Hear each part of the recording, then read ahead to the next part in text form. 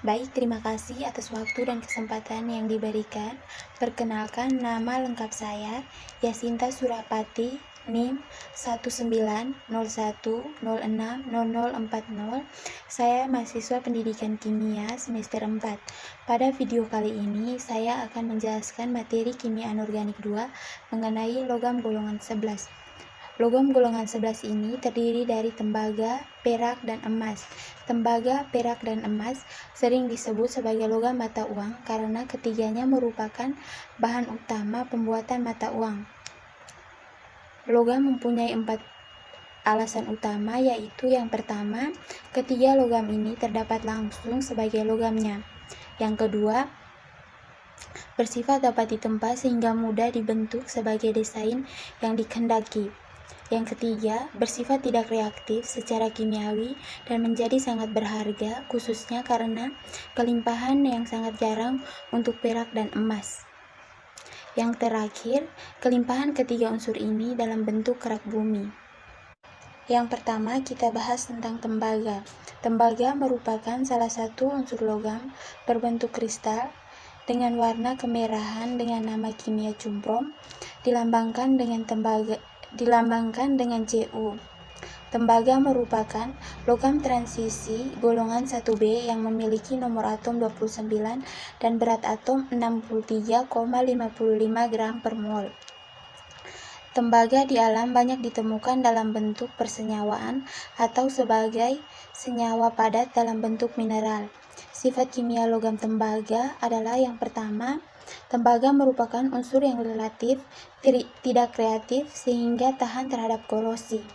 Kedua, pada udara yang lembab, permukaan tembaga ditutupi oleh satu lapisan yang berwarna hijau yang menarik tembaga karbonat basa di mana unsurnya yaitu CuOH 2 kali CO3.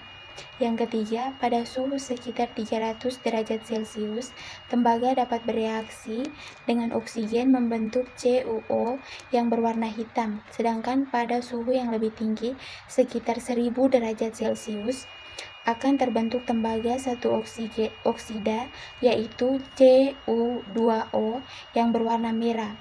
Yang keempat, tembaga tidak diserang oleh air atau uap air dan asam non-oksidator encer, HCl encer, dan H2SO4 encer. Tetapi HCl pekat dan mendidih menyerang logam tembaga dan membebaskan gas hidrogen. Yang kelima, tembaga tidak bereaksi dengan alkali tetapi larut dalam amonia oleh adanya udara untuk membentuk larutan yang berwarna biru dan kompleks di mana reaksinya ialah CuNH3 4+. Yang keenam, tembaga panas dapat bereaksi dengan uap belerang dan halogen bereaksi dengan belerang membentuk tembaga 1 sulfida dan tembaga 2 sulfida.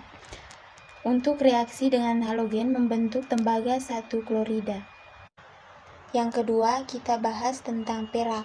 Perak muncul secara alami dan dalam biji-biji Ag2S dan Horsilver AgCl, di mana biji-biji timba, tembaga emas, dan perunggu nikel merupakan sumber-sumber penting untuk penambangan perak di dunia belahan barat, misalnya Meksiko, Kanada, Peru, dan Amerika Serikat merupakan negara-negara penghasil perak.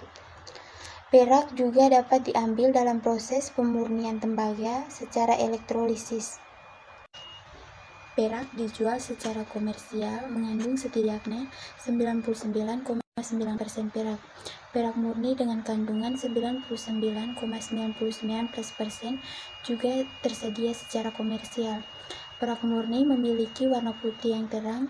Unsur ini sedikit lebih keras dibandingkan dengan emas dan sangat lunak dan mudah dibentuk hanya oleh emas dan mungkin palladium. Perak memiliki konduktivitas kalor dan listrik yang sangat tinggi di antara semua logam dan memiliki resistansi kontak yang sangat kecil. Elemen ini sangat stabil di udara murni dan air tetapi langsung ternoda ketika diekspor pada ozon, hidrogen sulfida, atau udara yang mengandung belerang. Yang berikut kita bahas mengenai emas. Emas merupakan logam yang bersifat lunak dan mudah. Emas terbentuk dari proses magmatisme atau pengonsentrasian di permukaan bumi.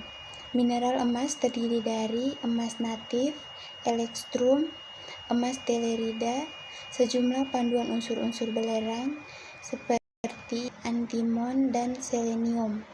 Emas digunakan sebagai standar keuangan, perhiasan, dan elektronik. Sekian video dari saya, terima kasih.